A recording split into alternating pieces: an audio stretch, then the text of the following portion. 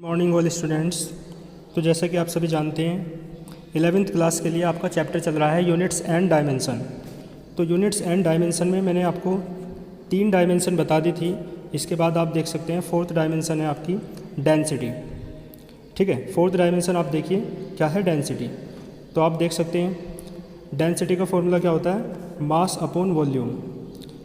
ठीक है, अभी फ़िलहाल आप फॉर्मूले याद रखेंगे, बाकी ये सब चीज़ें आप पढ़ेंगे 11th में भी 12th में भी, है ना, और पढ़ चुके होंगे कुछ चीज़ें। तो डेंसिटी क्या होती है, डेंसिटी होती है एक तरीके से घनत्व, एक तरीके से कि जैसे आपने देखा होगा जनसंख्या घनत्व सुना है, यानी 1 वर्ग किलोमीटर में कितने लोग निवास करते हैं, तो वो घनत्व कहलाता है, डेंसिटी कहलाती है। तो डेंसिटी का फॉर्मूला होता है मास अपॉन वॉल्यूम, मास ऊपर अपॉन में वॉल्यूम। मास आप समझते हैं, वॉल्यूम ठीक है, मैंने बताया था इसके डायमेंशन निकाल के। तो डायमेंशन निकालनी है डेंसिटी की, तो मास की डायमेंशन m होती है और वॉल्यूम की डायमेंशन आपने कल निकाली थी, कितनी होती है, L3। तो ये आपका आ जाएगा ml की पावर -3, पावर अपोन में 3 है तो ऊपर जाके -3 हो जाएगी। इसके बाद आप देखेंगे वेलोसिटी। तो वेलोसिटी जो है, वेलोसिटी और स्पीड दोनों का फॉर्मूला एक ही होता है, बस अंतर क्या कितना है कि वेलोसिटी एक वेक्टर क्वांटिटी होती है और स्पीड जो है आपकी स्केलर क्वांटिटी होती है। तो वेलोसिटी वेक्टर क्वांटिटी कैसे है, यानी कोई वाहन चल रहा है मान लो 40 किलोमीटर प्रति घंटे की रफ्तार से, तो यदि वो वाहन सीधी रेखा में चलता है, एक ही डायरेक्शन में चलता है, तो वो उसकी वेलोसिटी कहलाएगी। लेकिन डायरेक्शन चेंज होती रहती है बार बार, तो वो उसकी स्पीड कहलाएगी। तो वेलोसिटी में डायरेक्शन होती है और स्पीड में डायरेक्शन नहीं होती है, यानी ये वेक्टर क्वांटिटी, ये स्केलर क्वांटिटी। आपको पता है जिनमें मैग्नीट्यूड के साथ साथ डायरेक्शन भी होती है उन्हें वेक्टर क्वांटिटी कहते हैं, और जिनमें मैग्नीट्यूड के साथ साथ डायरेक्शन नहीं होती है उन्हें स्केलर क्वांटिटी कहते हैं। 9th क्लास में आपने पढ़ा होगा, यहाँ भी पढ़ेंगे आप 11th में भी। तो इन दोनों का फॉर्मूला एक ही होता है, वेलोसिटी और स्पीड का क्या होता है, डिस्टेंस अपॉन टाइम। तो डिस्टेंस को आप ds से डिनोट कर सकते हैं और टाइम को आप dt से डिनोट कर सकते हैं यदि स्मॉल डिस्टेंस है और स्मॉल टाइम इंटरवल है। d का मीन्स होता है स्मॉल, और वेलोसिटी या स्पीड को आप v से डिनोट करते हैं। तो डायमेंशन निकालेंगे तो डिस्टेंस की जो डायमेंशन है वो l हो जाएगी, और टाइम की जो है वो कितनी हो जाएगी, t हो जाएगी डायमेंशन। तो ये हो जाएगा lt की पावर -1। ठीक है, lt की पावर -1। यहाँ तक समझ में आ रहा होगा आप लोगों को। इसके बाद आप देखिए फिर आगे लीनियर मोमेंटम।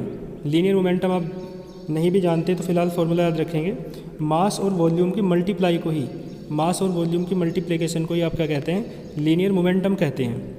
तो इसे p से डिनोट करते हैं, मास को m से डिनोट करेंगे, और वेलोसिटी को, ये मास इंटू वेलोसिटी है ना, इसे आप वेलोसिटी कीजिए, मास इंटू वेलोसिटी।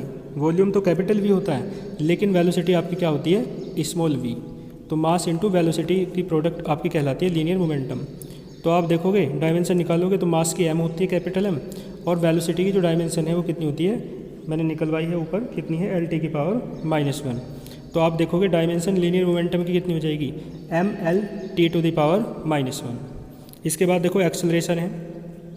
तो एक्सेलरेशन क्या होता है, ठीक है, बस याद रखें फॉर्मूला, इसे स्मॉल a से डिनोट करते हैं। एक्सेलरेशन वैसे क्या होता है, स्पीड के बढ़ने को एक्सेलरेशन कहते हैं। आपने देखा है बाइक में, कार्स में एक्सेलरेटर होता है। एक्सेलरेटर का क्या काम होता है, स्पीड को बढ़ाना, यानी एक्सेलरेशन का मतलब क्या है, स्पीड का बढ़ना।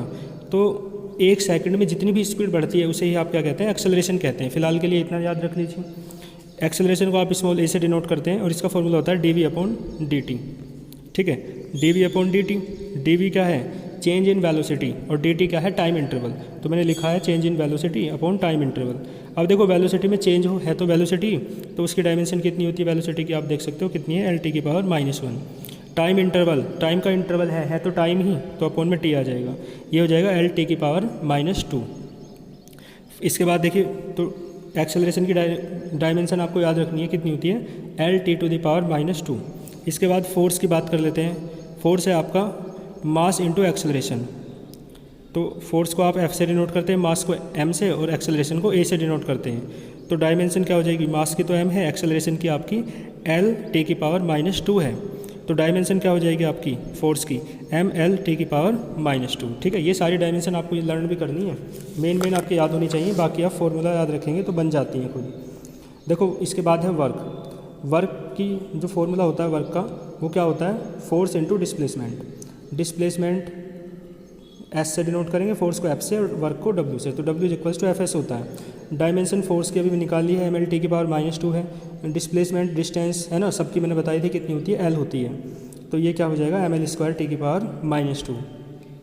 इसके बाद पावर का फॉर्मूला आपने 10th क्लास में पढ़ा है, पावर क्या होती है, वर्क अपॉन टाइम, तो P is equals to W upon T, तो डायमेंशन क्या हो जाएगी वर्क की एम एल स्क्वायर टी की पावर -2 और टाइम की क्या हो जाएगी टी, तो ये हो जाएगा एम एल स्क्वायर टी की पावर -3। देखो kinetic energy K is equals to half M V square, तो डायमेंशन क्या हो जाएगी हाफ, ये तो कांस्टेंट है, इसकी तो कोई डायमेंशन नहीं होगी।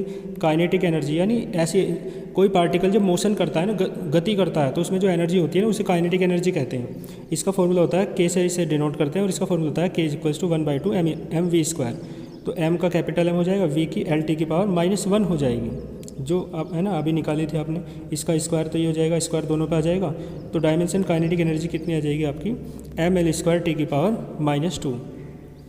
इसके बाद देखिए पोटेंशियल एनर्जी, कोई बॉडी रुकी हुई है, स्थिर है, तो उसकी जो डायमेंशन हो जाए, वो उसकी जो मतलब एनर्जी है पार्टिकल की, वो क्या कहलाती है आपकी पोटेंशियल एनर्जी। इसे यू से डिनोट करते हैं, यू इज इक्वल्स टू होता है mgh। जी क्या है acceleration due to gravity, 9th class में आपने पढ़ा है। एच क्या होता है, एच होता है हाइट और एम क्या होता है मास। तो डायमेंशन देखो मास की एम हो जाएगी, जी की एक्सेलरेशन है ना, तो एक्सेलरेशन ड्यू टू ग्रेविटी हो, नॉर्मल एक्सेलरेशन हो, सबकी क्या होती है अभी आपने निकाली थी ए की, तो जो ए की डायमेंशन है वही जी की हो जाएगी एल टी की पावर -2, मैंने लिखा हुआ है साइड में। जी क्या है एक्सेलरेशन ड्यू टू ग्रेविटी और इसकी डायमेंशन क्या होती है L T to the power -2, और एच हाइट की भी क्या होती है एल होती है, तो डायमेंशन पोटेंशियल एनर्जी कितनी आ जाएगी आपकी एम एल स्क्वायर टी की पावर -2। इसके बाद प्रेशर देख लीजिए, प्रेशर का फॉर्मूला होता है फोर्स अपॉन एरिया, तो फोर्स अपॉन एरिया, फोर्स की डायमेंशन अभी आपने निकाली थी, याद रखेंगे आप इसे एम एल टी की पावर -2, एरिया की आपने कल निकाली थी एल स्क्वायर, तो यहाँ से क्या आ जाएगा भाई एल की पावर 2 है, अब ऊपर जाके -2 हो जाएगी, तो यह आ जाएगा एम एल की पावर -1 टी की पावर -2।